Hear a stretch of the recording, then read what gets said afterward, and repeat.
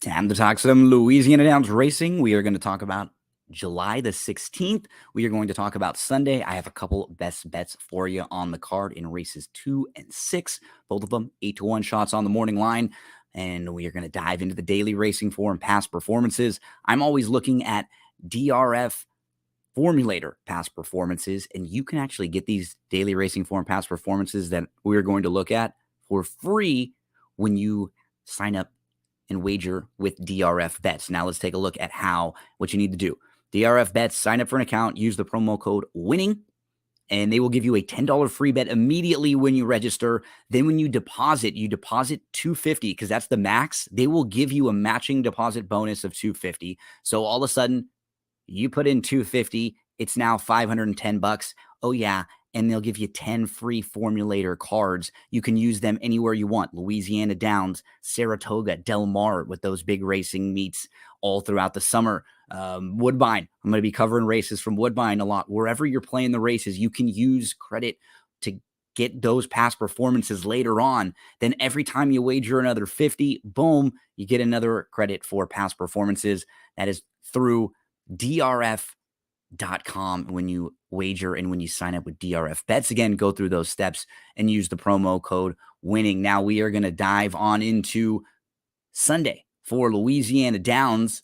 Oh yeah, also they have particular shops set up. So if you're someone who plays Saratoga and Del Mar, they've got the clocker reports, betting strategies, all the help you need for playing Saratoga and Del Mar this year. Let's see if I can get you a little help for Louisiana Downs. Let's go to race number 2.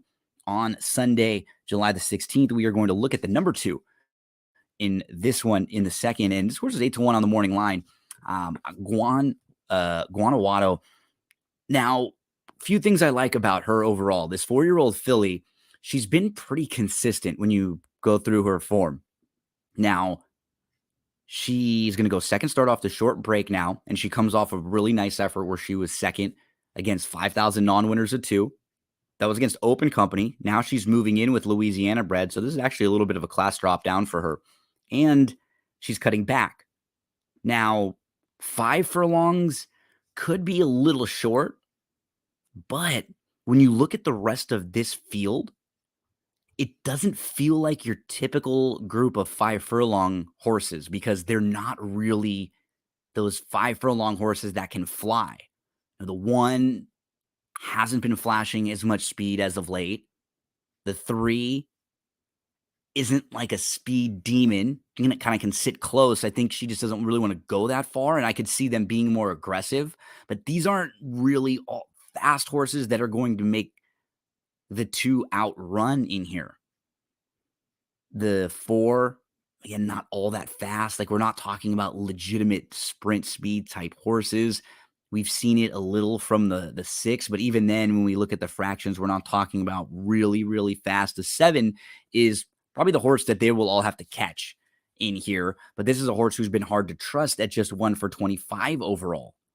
And then you have CC Wave, I think another one who could be forwardly placed. So now you have sort of projecting the 2, maybe be sitting like 4th in here, mid-pack.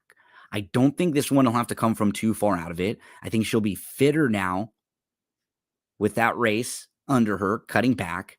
And if you just compare her and some of her better races, she's got like 3 or 4 races that would be really competitive and probably win this race. Like, one of the main contenders in here is CC Wave. She crushed by 6. And CC Wave is 7-2 on the morning line, and she's 8-1. Now, a lot has happened since then. But I do think this is a horse who's a little bit underrated because she doesn't have some huge speed figures, but she kind of has consistent ones in the spots that matter. You can eliminate her race 2, starts back on March the 11th. I think the race is going a mile, even though she ran well in one of them. I think that's probably farther than what she would like. I feel like the 6-ish range, 6.5 is probably her best. You could even see 7 furlongs on the off track. We could eliminate that race. You start kind of plucking out 3 or 4 races from her resume, and now she looks a little bit better. I like her at 8-1 on the morning line. I think, if we can get anything around 9-2 plus, to me, that's representing fair value on her. Let's move to race number 6, and we're going to take a look at the number 8 in this one. Another horse who is 8-1 on the morning line. Now, this 6th race is a Louisiana bred optional 25, and it's a non-winners of 2. Let's flip the daily racing form past performances on over to race number 6. And in diving through the field, I thought this race would have a pretty good amount of early speed in here. Because when you have a horse like the 2 Scarlet's Blackjack in the race, they're going to be going fast early because he's fast early. The 1 Pickens, he's not as fast as some of the others in here, but he has the rail draw and he has Jose Guerrero aboard, which could mean he really doesn't have many other choices. He might be forced to have to go a little bit at least to secure nice positioning.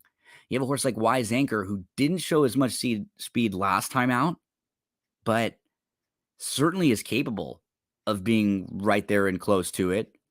You have G Wildcat, who really, really quick and always right there or just off the early lead. Sammy Dancer Jr., also pretty quick. Now, you look through this field, Prado's Priority might even be the fastest. And they really could be flying in here. I think it sets up well for the number 8, Alterana, who's now going to make his 3rd start off the bench. He should get some pace to chase in here.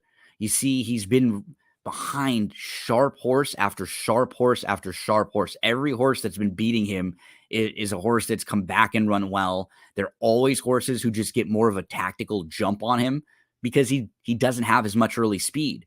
But this is the type of race that should set up really well for him with a lot of other horses that are going to be going fast early.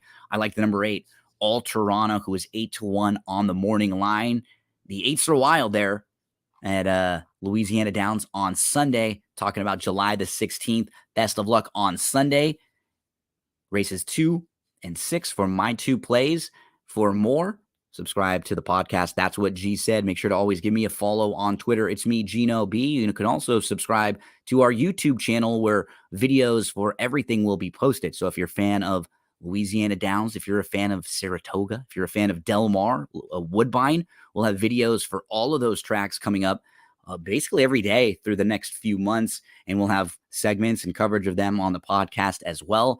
Make sure to always head to Daily Racing Form DRF for your past performances, and good luck playing Louisiana Downs this weekend on Sunday.